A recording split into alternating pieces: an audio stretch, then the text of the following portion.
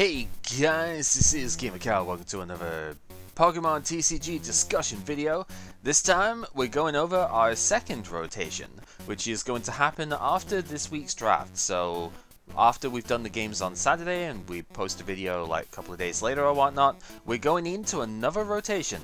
And this one rotates some promo cards this time, as well as Rocket, Gym Hero, and Gym Challenge. The format is Neo on. So we're actually losing a lot of cards here. Not all of them are good, obviously. We'll go over the most important ones down here, as well as a couple of caveats.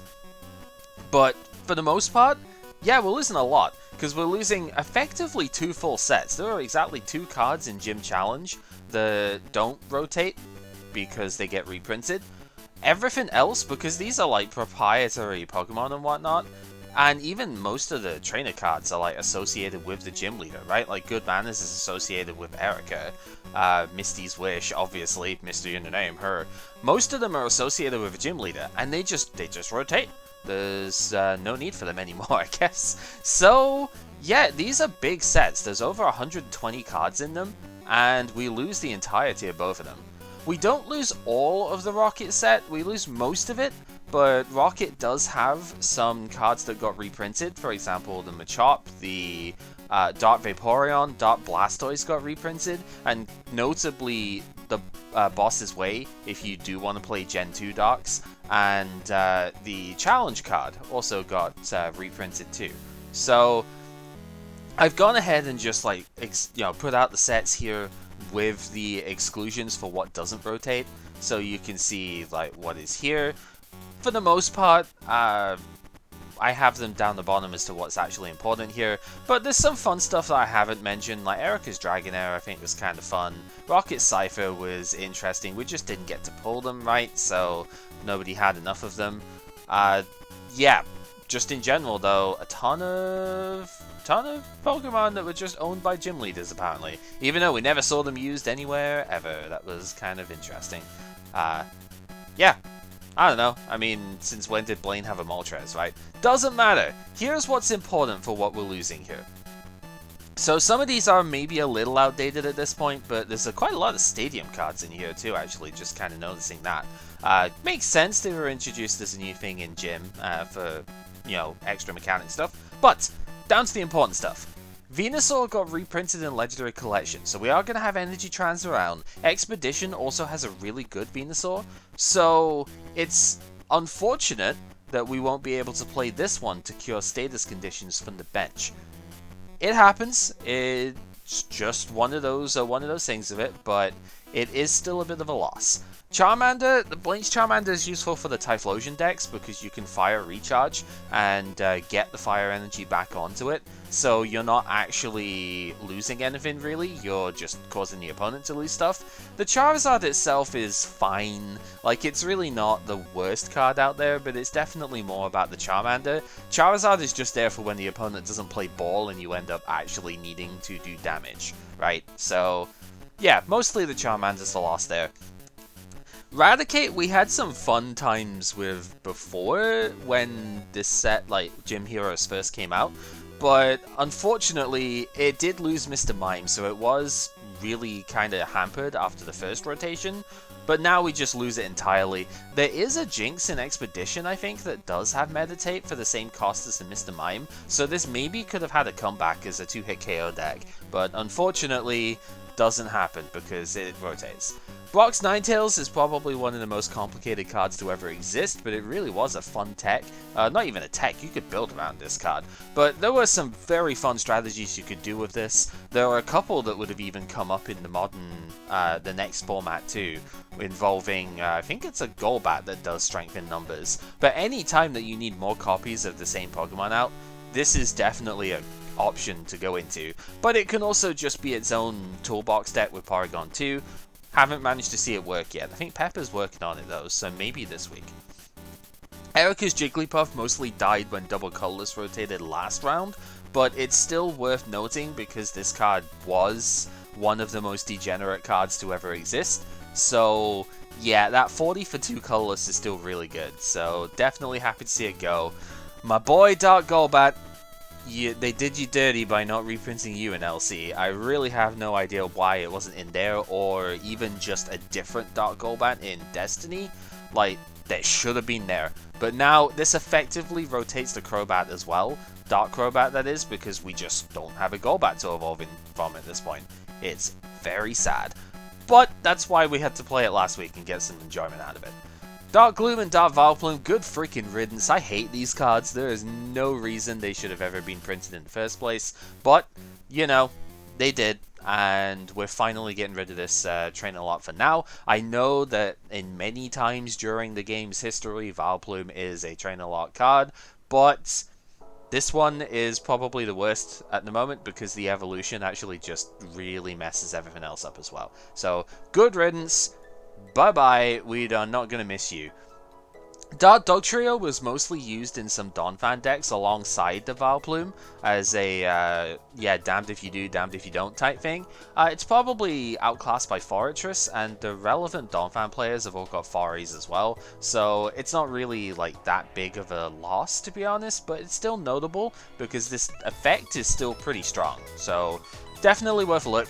Dark Golduck is probably most notable because we do still have good Psyducks around, and yeah, light Golduck is fine, but this one's much better. Hitting for 50 for free, you could use Darkness Energy to get that up to 60, and it's really, really nice in some Dark Psychic hybrids, right? So you can hit for a different weakness and not get killed by your own type all the time. Brock's Mankey was probably better when Gym Heroes like first came out. We never really got to see enough use out of it, but that's fine. Taunt is just a good attack, but we generally don't need it at this point. But, you know, it's worth noting because this card was solid. It had 0 retreat and forced the opponent to switch, so you could get into stuff like bench sitters, like the Vileplume, like the Trio, etc, etc. Blaine's Arcanine, the offensive partner for Typhlosion, one-shots everything in the game for 120 damage, right, for 4 energy, recharges with the Typhlosion, would have been very solid with the Typhlosion in Expedition, but sadly it rotates, so we're going to have to find a different partner for that. The Sabrina's Kadabra and Alakazam, the Abra is actually really good too, but mostly the Kadabra for Life Drain with Golbats is really cool, and then the Alakazam being able to use any of your Psychic attackers, like attacks in play, is super nice. So Pepper's been experimenting with this a little bit. I don't think it's quite there, but it's a very fun deck if nothing else. So sad to see it go. Giovanni's Machamp, this would have been Kib's baby if he was still playing regularly with us. Kib, I mean, he didn't get enough Focus Band, I think, for this thing, unfortunately. But yeah, combined with Focus Band, this thing is an absolute menace to KO, and we just don't have that anymore. Hurricane Punch is also relatively powerful too, so definitely worth a note, but yeah, just don't have it. Size Baby Victreebel is going. There is actually a Victreebel that comes out that kind of power creeps this, basically, with like extra HP and whatnot, and just being generic. But this was used with Erika's Maids in order to easily search it out. So for the time period, it was a really good trap deck that we just don't have now. Dark Muck, I mean, for Alligator's losing too much to really stay relevant in this format, but Dark Muck is still an interesting baby killing machine, really, for lack of a better word, because it does, it forces them to pay 2 to retreat if they want to get out the active, and it KOs through Focus Band, which is quite cool, so a bit of a loss. Sabrina's Haunter was a fun deck that I just never managed to make fully work because coin flips are a thing. I did test it midweeks in a few times. It was very entertaining, but just not quite good enough in the end. Average 60 for 2 if you've got all 4 out is quite nice. Brock's Ninetales adds to the numbers, so you can hit some pretty heavy stuff here, but you need like 4 Focus Band to make it work, and we only have 2, so whatever.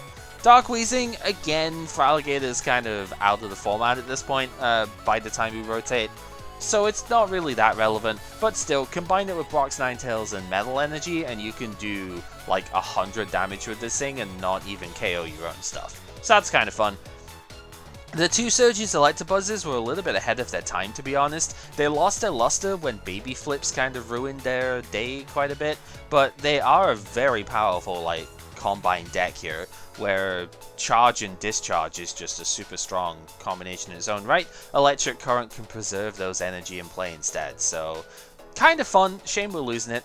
With losing Eevee, and any time we lose a good Eevee like this, it's always a shame, because the actual evolution effect on this thing is so nice. We're in a very evolution heavy format right now, so losing the ability to chain evolve basically is unfortunate to say the least. Mostly depends on how good the evolutions are, which we are losing Dark Jolteon and Dark Flareon too. These, with Rocket's hideout, are cheap and pretty strong attackers. Like 70 HP is quite reasonable on them. Dark Jolteon's effect at least is pretty annoying. Flareon with Rage can be quite nice. You've got to have the opponent play into it a little bit though, so it's kind of whatever. Rocket Zapdos, we never got to see this because I didn't have enough of it and not enough medals. But I didn't have any, so you know. This card is super strong.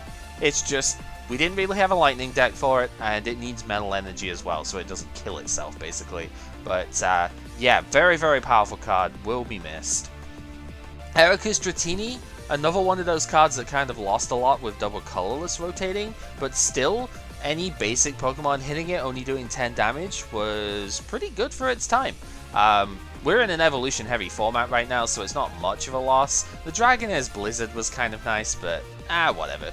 Energy absorption on the Mewtwo. This is maybe a big hit.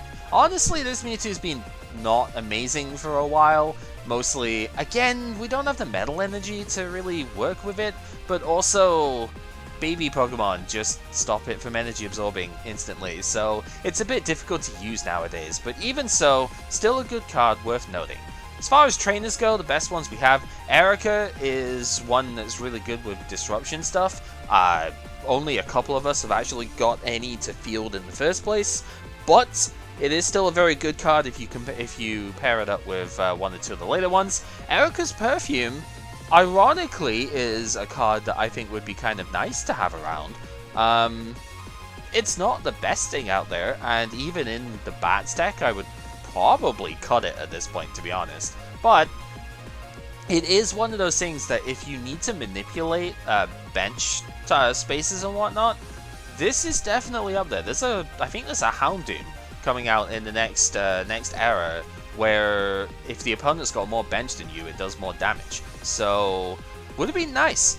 Good Manners is rotating. We are getting a good replacement for this. It is a bit coin flippy though, but we are getting a replacement, which should be nice, but it's still a very important card to note because it is your ultimate searcher in this format, so definitely very good. Goop Gas Attack, we didn't really see this played at all, but it is good to stop Pokemon powers for a turn or whatnot, so yeah, could have been nice. Imposter Oak's Revenge, most commonly used with Erika, but also just in general, really handy to stun the opponent. Combine it with Knot Towel at the moment as well, so afterwards you can get rid of whatever trainer they drew, and the opponent's just in a bad spot at that point. Misty's Wrath is absurd, and this is not quite Professor Oak's levels of loss, but it's pretty close, because this card just enables so much. It's really good with my Entei Makago deck at the moment. It's obviously the biggest engine that's making the Feraligatr deck live. It's really good even in a bunch of other Stage 2 decks, because we had Nightly Garbage Run, and this is also rotating. We do have a couple of things that can replace this, but none of them are as easy to use as this card is. So, Time Capsule, for example, lets the opponent do the same as you, and also stops you playing trainers the rest of the turn. We're going to get Town Volunteers in a couple of sets that is the same sort of thing, but as a supporter card, so it's one supporter per turn. It's awkward, but it is going to be replaceable at the very least. Still, a pretty big loss considering this is a one-of in like every deck. Recall, this gets a replacement in the next era as well, but is still something that Matt has been teching in his Feraligatr, for example. I teched it in a couple of decks before, it's been pretty strong, so bit of a shame that's going. Rocket Sneak Attack, good riddance. Why the hell was this card printed in the first place? Doesn't matter. We have Noctowl that does the same thing, but it takes up a lot of bench space and is on a coin toss. This card is just dumb. Just silly dumb. And I am so glad to see it go. Like, it's been such a headache. And I pulled 4 of it too, and I'm still glad to see this thing go. Sabrina's Gaze is an interesting disruption draw hybrid thing. It doesn't give you advantage, but it does potentially disrupt the opponent if they surged early, you know, anticipating like Chaos Gyms or something. So it could be good. I only pulled 1 of it, so whatever. Secret Mission is a deceptively good card in the right deck, like for Alligator. Another card that makes that deck unplayable, basically.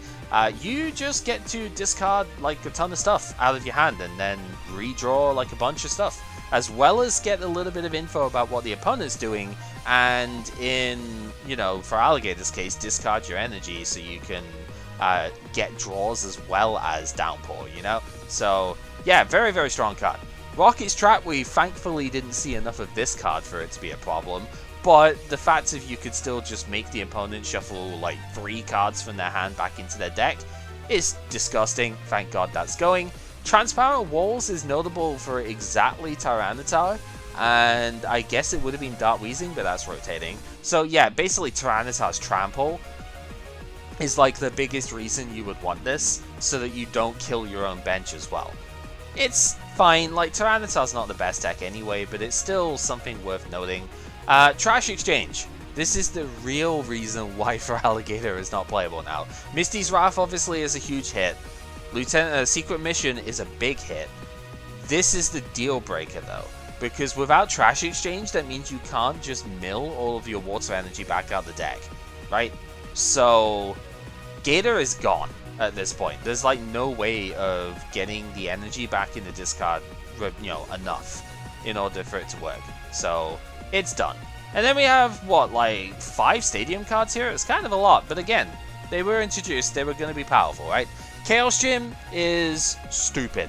Again, probably should never have been printed in the first place. Makes players flip a coin in order to use their trainer cards, and if they call wrong, it actually lets the opponent use it instead if it doesn't get put in play. Stupid card. It's weird because it's like part of it is not really the problem of the card itself in the initial format it came out in, but any time it comes out, it basically makes the game grind to a crawl, like slow down to a crawl, right? And it's just not super fun. Narrow Gym is interesting because it does potentially limit certain decks. Like I would hate to face this with my Crobat deck, for example. So there are sometimes it can be limiting. It can also be a super scoop up at times too, which is kind of neat. So it'll be missed. Resistance Gym, this technically never comes back in this form. It comes back as like Magnetic Storm or something, I think, where it just nulls resistance entirely. But yeah, this is the only printing of this card. It's really weird. But still, it will be missed because Psychic decks especially don't always do the highest amount of damage. Donphan likes this so it can hit through fighting resistant stuff. So yeah, it's a thing. Rocket's Minefield Gym is a weird one. This sometimes comes up where you've got to flip a coin, and if tails, when you bench a Pokemon, it does 20 damage to it. Sometimes it comes up. Not really the biggest loss out there, but still noteworthy because I have seen it played and played it myself. And then last off, we've got the Rockets Training Gym. Broken Ground Gym, or Broken Ground Stadium, technically replaces this, but it doesn't stop evolutions from retreating for the same amount of it normally would. So there are times where this would be better than that. And that's mostly for stuff like, say, Noctowl, that has like 0 retreat as a stage 1. So yeah, it's a bit of a hit. And then for the caveats, we have Warp Point and Master Ball from Gym Challenge. They would rotate, but both of these get printed in Expedition, so the very next set, the first set we open after rotation, these are in there. So they stay in the format. Rainbow Energy, on the other hand, is gone for one set. It is printed in Aquapolis, which is the second set of the E-Series. So we can't use it in Expedition, but as soon as Aquapolis comes in, we can use it again. So it's only temporarily gone. And that's it. That's really the most important stuff. There's a fair bit. There's about 47 or so cards here.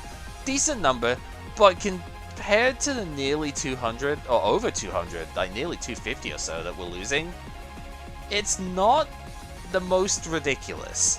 The real things that it cuts here, Misty's Wrath is the biggest one, Nightly Garbage Run is the second biggest here, obviously stuff like Chaos Gym, your disruption tools like Sneak Attack here, those are really big, but other than that, a lot of this stuff either comes back, or just isn't that important in the first place. You could probably half this list down again, and maybe you would hit like the meta decks of the format at that point.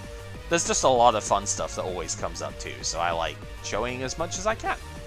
But yeah, that's pretty much it. So, with that all said, hopefully this rotation will weed out a lot of the bad stuff. We've still got the baby Pokemon in here, that's one more format for Cleffa, but honestly, I'm looking forward to this one. I think this format is going to be really cool, and the fact that it introduces supporters as well is going to put the deck in a more put the game in a more modern direction, and we should have some fun with that. So, with that said, this has been GamerCal showing off the second rotation, the impact it's going to have in the Pokemon TCG for our draft stuff. And next time, that's what we'll be doing. We'll be going over our... well, no, we'll be playing Legendary Collection next time. But then, we'll be going into Expedition. We're having some really fun stuff with that. So, till then, take care.